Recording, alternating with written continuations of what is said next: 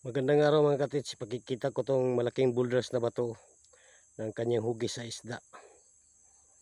Pinutol ang kanyang ulo.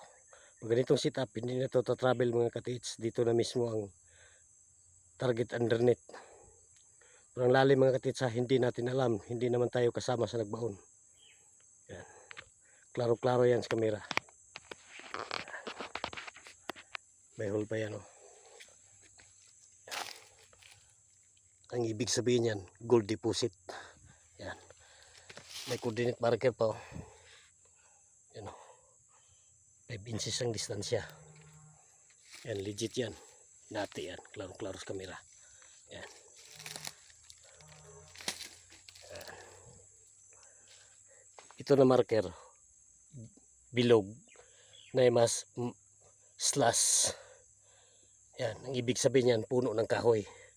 Dalawa yan. Ayan, oh. Bilog na may slash. Ibig sabihin yan, puno ng kahoy. Dalawa ng puno ng kahoy.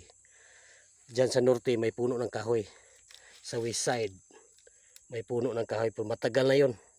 Matagal lang patay. Ang ibig sabihin yan, may load. Diyan naman sa kabila. Yan. Triangle yan. Ang ibig sabihin yan, chamber sa ilalim.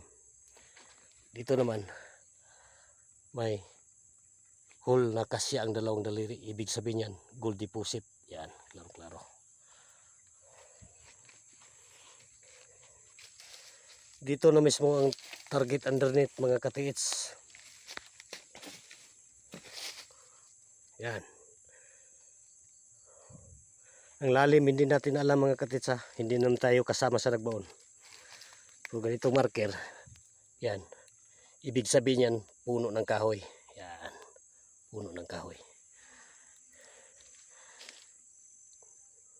Thank you for watching mga katiits. Salamat sa mga subscribers, mga viewers. Thank you for watching.